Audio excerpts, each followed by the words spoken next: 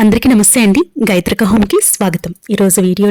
ఈరోజు మనకి అతి పవిత్రమైనటువంటి రోజు మాఘ పౌర్ణమి రోజున పూజ ఎలా చేసుకోవాలి అనేదంతా కూడా ఆల్రెడీ వీడియో చేశాను. ఒక్కసారి చూడండి, మీకు చాలా బాగా యూజ్ అవుతుంది. ఈ పౌర్ణమి రోజున తప్పకుండా మనం వెన్నెల పారాయణం అనేది చేయాలి. అయితే వెన్నెల పారాయణం వల్ల ఉపయోగాలు ఏమిటి, వెన్నెల పారాయణం ఎలా చేయాలి అనేదంతా కూడా ఈరోజు వీడియోలో మీతో షేర్ చేస్తాను. దీంతో పాటు నిన్నటి వీడియోలో చాలామంది చాలా డౌట్స్ అయితే అడిగారండి, అవన్నీ కూడా క్లియర్ చేస్తున్నాను. అయితే ఈ పౌర్ణమి రోజు మాఘ పౌర్ణమి పూజ మనం సాయంత్రం వేళ చేసుకోవాలి. సాయంత్రం మనకి 7:30 వరకు మనకి తిథి అనేది ఉందండి. కాబట్టి 7:30 లోపు మీరు పూజ అనేది చేసుకుని వెన్నెల పారాయణం అనేది చేసుకోవాలి. నార్మల్గా చూసుకుంటే పౌర్ణమి అనేది తగులు మిగులు వచ్చే రోజులు ఉంటాయి. కొన్ని రోజులైతే అంటే కొన్ని పౌర్ణములు అయితే రోజంతా కూడా తిథి అనేది ఉంటుంది. అయితే తగులు మిగులు వచ్చే పౌర్ణమి రోజున మనం ఏం చేయాలి అనే విషయానికి వచ్చినట్లయితే, వెన్నెల పారాయణం ఎప్పుడూ కూడా మనం రాత్రి వేళ చేస్తూ ఉంటామండి. అంటే మనం సాయంకాలంతో కూడినటువంటి పౌర్ణమిని మనం చూసుకోవాలి ఫస్ట్.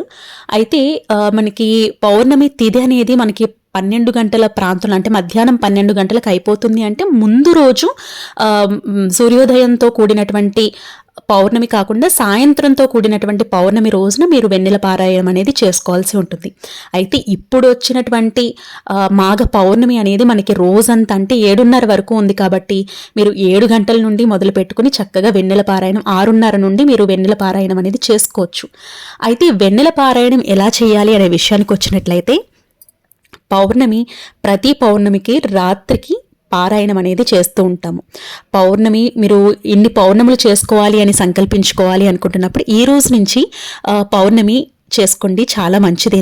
పౌర్ణమి వేళ అమ్మవారికి శక్తిని ప్రసాదించే ఈ గడియల్లో పూజ చేయటం, ఎవరింట్లో అయితే ఈ గడియల్లో దీపారాధన ఉంటుందో అలాంటి ఇంట్లో లక్ష్మీదేవి కొలువై ఉంటారట. అంతేకాకుండా లక్ష్మీ కటాక్షం సిద్ధిస్తుందట.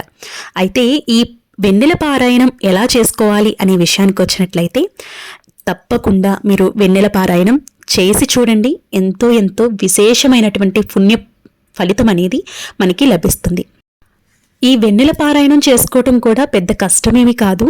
చక్కగా ఓపిక తెచ్చుకొని పాలల్లో, అంటే కాచిన పాలల్లో యాలుకలు, పటిక బెల్లం కలిపి వెన్నెలలో కూర్చొని చంద్రుణ్ణి చూస్తూ ఆ చంద్ర కిరణాలు ఆ పాలల్లో పడేటట్టు చేసుకుని చక్కగా అక్కడ కూడా లక్ష్మీదేవి చిన్న ప్రతిమ ఉంటే ఆ ప్రతిమను కూడా పెట్టుకొని చక్కగా అమ్మవారి ముందు కూర్చుని 9 సార్లు లలితా సహస్రనామ పారాయణం చేస్తే ఎంతో విశేషమైనటువంటి ఫలితం అనేది లభిస్తుందండి. మన మార్పులు అనేవి జీవితంలో ఎందుకు రాకుండా ఉంటాయి చెప్పండి.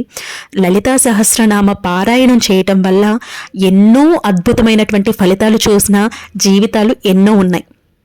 కాబట్టి ఈ వెన్నెలలో కూర్చొని చక్కగా చంద్రుణ్ణి చూస్తూ 9 సార్లు లలితా సహస్రనామ పారాయణం చేసుకోండి. ఒకవేళ మీకు లలితా సహస్రనామ పారాయణం చేసుకోవటం రాదు, అందులో తప్పులు దొర్లుతాయి అని మీరు భావిస్తే కనుక వింటూ కూడా చక్కగా ధ్యానంలాగా చేసుకోవచ్చు. ఇవి కూడా మాకు కుదరదు అంటే అద్భుతమైనటువంటి పవర్ఫుల్ మంత్రం ఓం శ్రీ మాత్రే నమః అనుకుంటూ 21 సార్లు లేదంటే 108 సార్లు చెప్పుకుంటూ ఆ చంద్రుడి కిరణాలు పడుతూ, అంటే పాలల్లో పడుతున్నప్పుడు అక్కడ కూర్చొని అమ్మవారి ముందు కూర్చొని ఈ అద్భుతమైనటువంటి శ్లోకాలు, స్తోత్రాలు, లేదంటే లలితా సహస్రనామాలు, లేదు అంటే ఈ అద్భుతమైనటువంటి ఓం శ్రీ మాత్రే నమః అనే అద్భుతమైనటువంటి మంత్రాన్ని చెప్పుకుంటూ చక్కగా వెన్నెల పారాయణం అనేది చేసుకోవచ్చు. అమ్మవారి యొక్క చల్లని వెన్నెల చూపుల వలన అత్యంత తీవ్రంగా ఉన్నటువంటి కష్టాలైనా ఇట్టే తీరిపోతాయండి. ఎట్టి సమస్యలకైనా శాశ్వతమైనటువంటి పరిష్కారం మనకి కలుగుతుంది. ప్రతి సంకల్పం కూడా సిద్ధిస్తుంది. ఇలా ఎవరైనా వారి తీవ్రమైనటువంటి సమస్యల కోసం లేదా బాధల కోసం లలితాదేవి అమ్మవారిని కొలిచిన వారికి కొంగు బంగారమై చూపిస్తారండి ఆ అమ్మవారు. తప్పకుండా ఈరోజు 7:30 లోపు మీరు వెన్నెల పారాయణం చేసుకుని, నిన్న చేసేవాళ్ళు ఇబ్బంది పడవలసిన అవసరం ఏం లేదు. ఎందుకంటే రాత్రి సమయం అనేది ముఖ్యం. కాబట్టి నిన్న చేసిన వాళ్ళు చేసుకోవచ్చు. లేదు మేము ఇంకా చేయలేదు అనుకుంటే కనుక ఈరోజు పూజ పూర్తయిపోయిన తర్వాత వెన్నెల పారాయణం చేసుకోండి. మీరు లలితా సహస్రనామం చదువుకోవటం వీలు లేదు అనుకుంటే కనుక ఓం శ్రీ మాత్రే నమః అనుకుంటూ కూడా పూజ అనేది చేసుకుని చంద్ర దర్శనం చేసుకుని చంద్రుడికి చక్కగా పెరుగన్నాన్ని నైవేద్యంగా పెడితే చాలా మంచిది. పాలల్లో నేను చెప్పాను కదా పాలల్లో యాలకులు పటిక బెల్లం కలిపి, కాచిన పాలల్లో యాలకులు పటిక బెల్లం కలిపి వెన్నెలలో కూర్చుని చంద్రుడిని చూస్తూ చంద్రుని కిరణాలు ఆ పాలల్లో పడేటట్టు చూసుకోండి. తర్వాత పాలు ఏం చేయాలక్క అనే విషయానికి వచ్చినట్లయితే ఆ పాలు ఇంటిల్లి పాది కూడా ప్రసాదంగా తీసుకోవచ్చండి. ఎంతో ఎంతో పవిత్రమైనటువంటి పాలు. ఎందుకంటే పౌర్ణమి కిరణాలు ఆ పాలల్లో పట్టడం వల్ల శక్తి సిద్ధిస్తుంది. ఆ శక్తి అనేది ఇంటిల్లి పాది తీసుకోవటం వల్ల మనకు ఉన్నటువంటి జ్ఞానం అభివృద్ధి చెందుతుంది. అలాగే ఇలా ఎంతైతే ప్రకాశిస్తుందో మన జ్ఞానం మన బుద్ధి కూడా అంతే వికాసవంతం అవుతుంది. కాబట్టి తప్పకుండా వెన్నెల పారాయణం చేసుకోండి. అలాగే ఈరోజు అంటే నిన్న అప్లోడ్ చేసినటువంటి వీడియోలో చాలా మంది చాలా డౌట్స్ అడిగారండి. అది నేను ఈరోజు మీతో క్లియర్ చేయబోతున్నాను. అందులో ఒక ఆవిడ అడిగారనమాట, ఈవినింగ్ చేసుకోవచ్చా అని అడిగారు. నేను ఆల్రెడీ వీడియోలో చెప్పానండి, ఈవినింగ్కి ఈ పూజ అనేది చేసుకోవాలి. పౌర్ణమి పూజ ఎప్పుడు కూడా సాయంత్రం వేళ చేసుకునే పూజ కాబట్టి మీరు సాయం సంధ్య వేళలో ఈ పూజ అనేది చేసుకోవచ్చు. అలాగే ఈరోజు తాలిబొట్టు మార్చుకోవచ్చా అంటే నాకు తెలిసి తాలిబొట్టు పెరుగు ఉంటుంది, ఆ తాలిబొట్టు మార్చుకోవచ్చా, పూసలు గుచ్చుకోవచ్చా అని అడుగుతున్నారండి. నాకు తెలిసినంత వరకు కొత్తగా తాలి తెచ్చుకోవటానికి అలాగే పూసలు మార్చుకోవటానికి మనకి దశమి, ఏకాదశి, ద్వాదశి తిథులు అనేవి ఎంతో ఉత్తమం అనమాట. ఈరోజు అమ్మవారికి ప్రత్యేకంగా పూజలు చేయటం, మనకు ఉన్నటువంటి సంకల్పం, ఆర్థిక ఇబ్బందుల గురించి అమ్మవారికి చెప్పుకోవడం అనేది ఎంతో విశేషం. అలాగే మరొకరు అడుగుతున్నారు, నాకు 5th డే ఈరోజు చేసుకోవచ్చు అక్క అని అడుగుతున్నారండి. 5th డే అయినా ఇంటినంతా క్లీన్ చేసుకుని శుద్ధి చేసుకున్న తరువాత, అంతా శుద్ధి అయింది అని అనుకున్న తరువాత ఈవినింగ్ అనేది పూజ అనేది చేసుకోవచ్చు.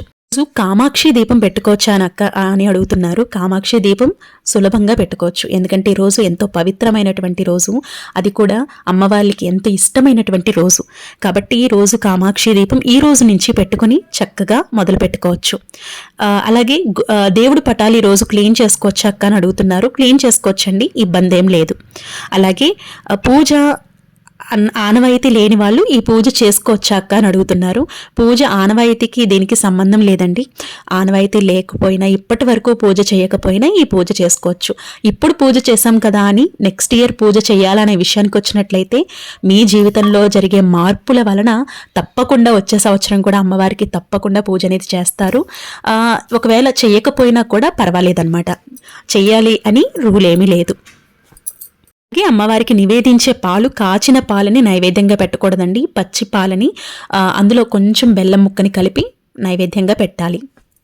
ఇవండి నన్ను అడిగినటువంటి డౌట్స్. ఈ వీడియో మీకు హెల్ప్ అయిందని అనుకుంటున్నాను, నచ్చిందని అనుకుంటున్నాను.